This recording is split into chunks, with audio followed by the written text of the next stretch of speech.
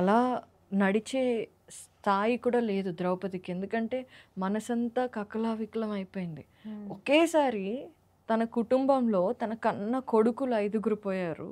అవును. అది కాకుండా తన సోదరులు శిఖండి, దృష్టద్యుమ్నుడు పోయారు. ఆల్రెడీ వాళ్ళ నాన్న చనిపోయాడు. హ్మ్. ఇంక ఏం చేస్తుంది ఆమెకి? అలా ఏడ్చుకుంటూ నకులుడి సహాయంతో ఒక్కొక్క అడుగు వేసి ధర్మరాజు దగ్గరికి రాగానే మోకాళ్ళ మీద అలా కూర్చుండిపోతుంది. హ్మ్. కూర్చొని కళ్ళంతా నీళ్లు కారుతూ ఉంటాయి. ధర్మరాజు వైపు చూసి, "ఇదేనా నువ్వు చేసిన యుద్ధం? హ్మ్. అభిమన్యుడు పోయాడు. అవును. నా తండ్రి పోయాడు.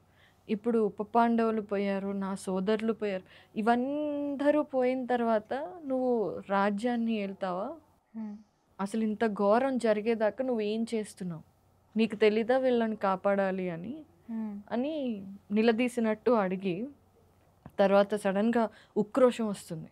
హ్మ్. ఇప్పుడు చాలా బాధ తర్వాత ఎవరికైనా ఒక రకమైన నంబ్‌నెస్ వచ్చి దానిలో నుండి కోపం వస్తుంది. హ్మ్. ఇక వెంటనే లేచి తన జుట్టు ఉంటుంది కదా! జుట్టుని ముడేసుకొని ధర్మరాజుతో అంటుంది.